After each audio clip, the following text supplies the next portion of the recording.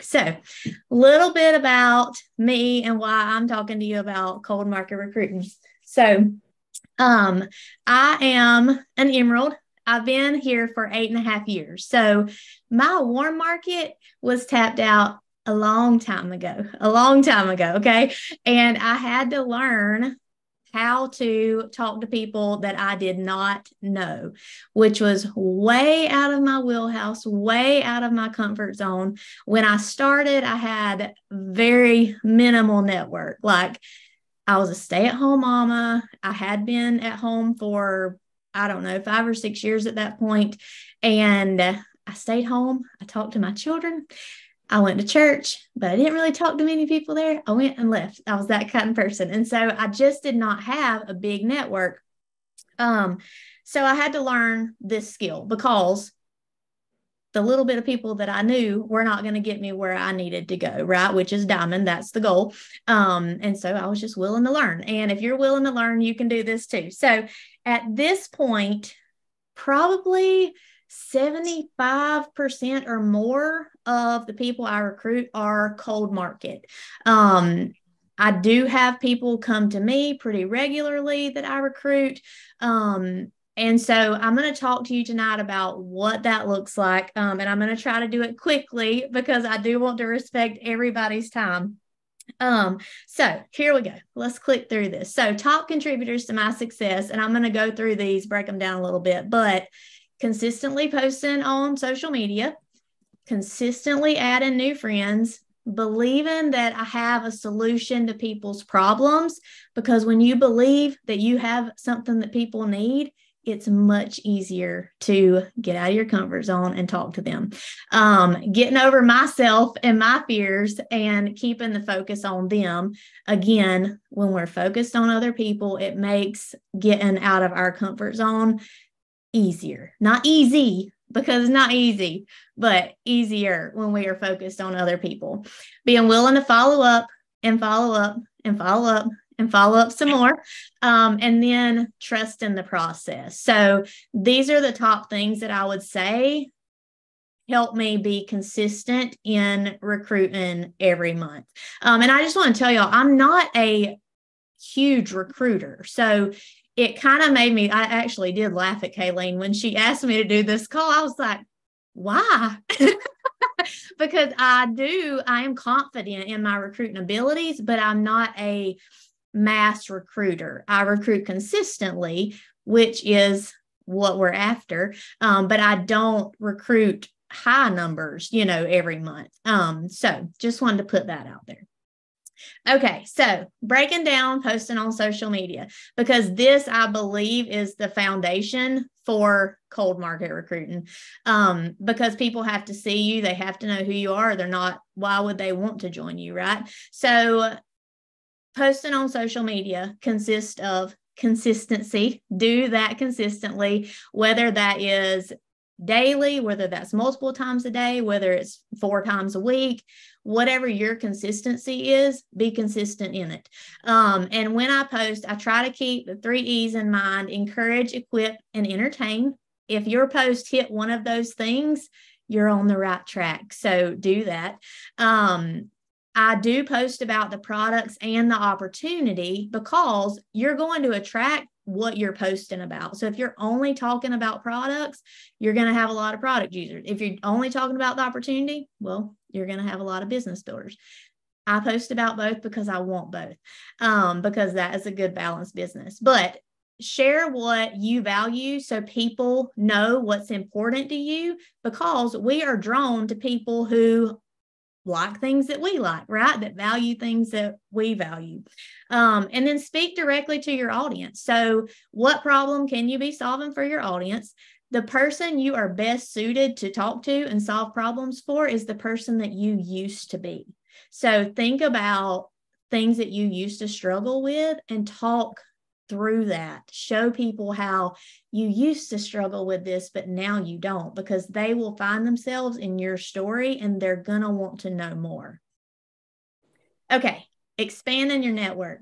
This is key. This is key, because whether you have 110 Facebook friends or you have 2,500 Facebook friends, if you are talking to new contacts every day like we need to be doing, at some point, those are going to run out. And so we have to be expanding our network and bringing new friends in so that we have new people to talk to. Basically, all of the world is on social media at this point. And so we have an unlimited network if we're willing to tap into it. So where do I find new friends? I'm always scrolling through that people you may know thing, on Facebook. And I also look in the comments of my non-Plexus friends, and that can be just regular people or influencer type people, for lack of a better word, because I find these people interesting. And so probably the people in their comments find them interesting too. And so a lot of times I'll just look through the comments, and if one of them jumps out and I'm like, oh, I like this girl, I like her, she kind of spicy, let me go friend her. And so that is a lot of times where I do find new friends with, and I feel like we already connect, because of that. And then people I connect with in real life. And that a lot of times is people like at our homeschool co-op that I don't actually know. I run the desk at our co-op. And so I see people coming through all the time, and I see names, but I don't know all of them. So I will go do some Facebook stalking and I will bring them into my network.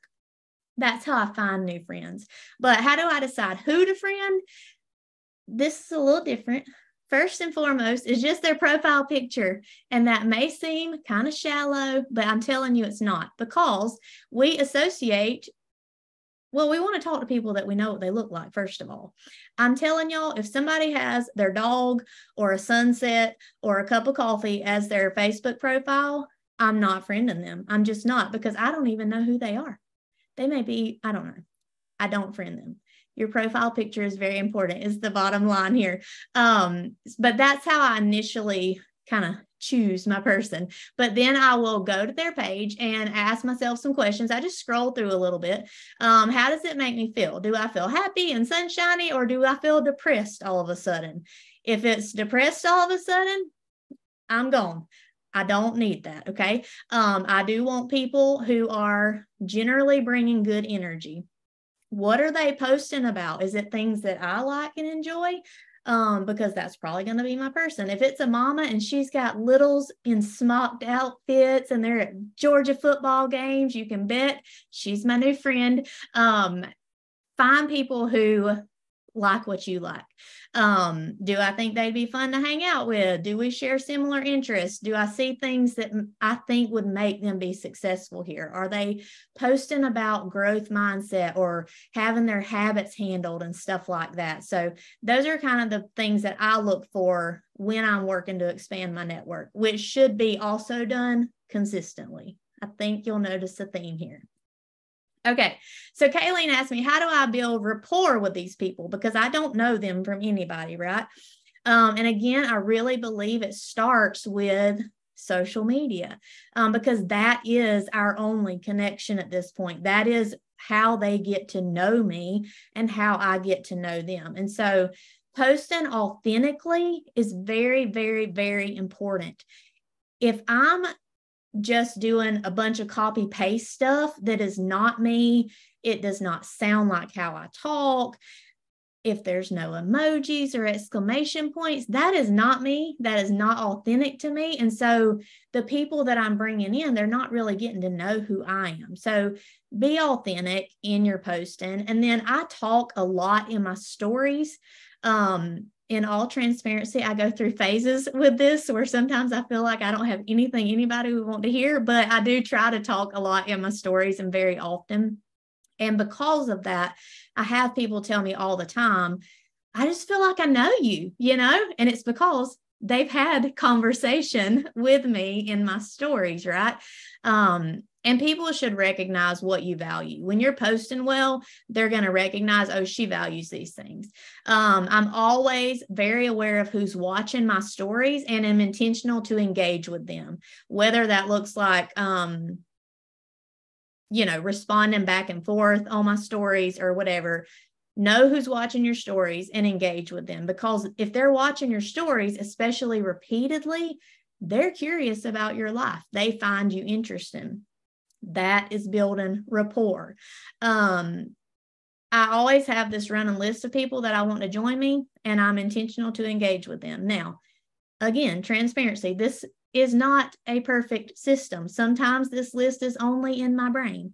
Sometimes it's on paper. Sometimes it's on both. You don't have to have a perfect system. What you have to do is be willing to take action on your system. Okay. This quote right here is really the key. You can make more friends in 2 months by becoming interested in other people than you can in 2 years by getting other people interested in you. Go find your people that you want to join you and engage with them. Comment on their post, watch their stories, respond to their stories. Just show them, oh, you just went on vacation to Disney World. I love that. I want to know more about that. Be interested in what they're doing and what their life is. And that is the best and quickest way to build a friend, like make a friend with somebody. All right, I'm just going to show y'all these couple of sample posts. I'm not going to read them. You can watch the recording, whatever. You can scroll through my Facebook posts. They're there. I pulled them from there a couple hours ago. But products, talk about the products, show you with the products, show yourself with the products. That is very important. Share stories, other people's stories, but use your face. This is not my face. Most of my posts are my face, but show you using the products. Okay. That's very important. And I don't know what else I was going to say about that, but we're going to move on. Products. Okay. Opportunity. Show people who you used to be, what you used to want, what you used to pray for. Show them how this opportunity is meeting those needs for you, because somebody out there read this post and went, all I ever wanted to do was be a mama too. And they have connected with this post. And now I'm showing them that I'm still a mama. I'm living the dream, but I'm also taking my family on vacation and not putting it on a credit card. We're also doing this and this because of it. So share your story in a way that other people see themselves in it. Okay, personal posts. I put 3 here because personal posts is a wide variety. This one with my picture here is showing that every day I don't wake up feeling sunshine and rainbows, although that is generally how I feel. No, it's not all the time, but even when I don't, I can take it and flip that script and work through it. That's going to resonate with people because not everybody wakes up sunshines and rainbows all the time, right?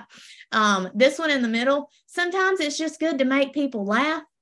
Everybody that read that post, their brain went to the last time they were at a pool and they saw 15 people trying to get on an inner tube in the lazy river, and they were laughing. And laughter is medicine, and we need to make people laugh. So that is a great way to engage your audience, and it gets a lot of comments. So then this other one, a lot of people want to know, is it okay if I take my kids to this movie? What's in the movie? Like whatever. We went and saw The Little Mermaid. I just simply showed people, hey, we went and did a fun Friday night thing, and here's my movie review, right? I talk about Plexus all the time and give Plexus reviews. Why would I not give movie reviews to parents out there wondering, is it okay for my kids to go see The Little Mermaid?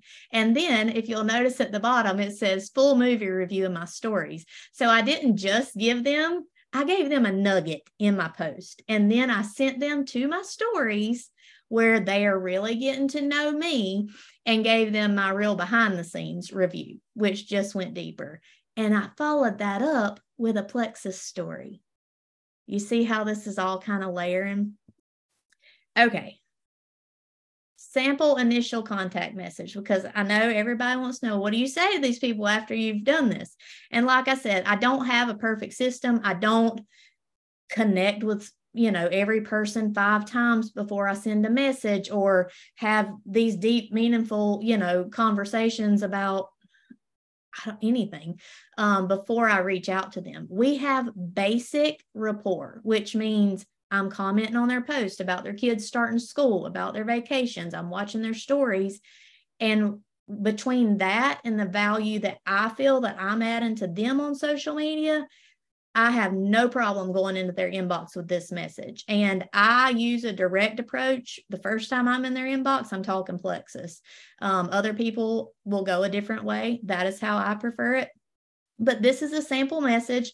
And then from that, I just follow Christina's follow-up system that she shared last week. It's in our Guides and Freedom team. But that's what I do. The recruiting process is the same. It just starts with building that rapport, that like, no trust factor with people that you don't know before you show up in their inbox. So that's kind of, what that looks like. And then just reminders, your cold market is just full of people that you are not friends with yet, but they're waiting to be your friends. So there's that. People don't know what you have if you don't show them, if you don't tell them. We have a solution to the top 2 stressors, health and finances. Talk less, earn more, and ask good questions. Keep that always at the forefront of your mind. And I've learned to do that more and more so with cold market, because I do need to have more of a connection with them. And that connection comes through questions and being curious about them. And then last thing, trust the process. Just trust the process. It is not speedy. Most people don't jump in on the first message, unless it's that person that has been watching you and watching you and watching you, and they show up in your inbox and say, hey, how much is it for Plexus? I need to do this. And then you're like, oh, okay, this is fun. But that is what I have. That is my process. That's what it looks like. So there you have it.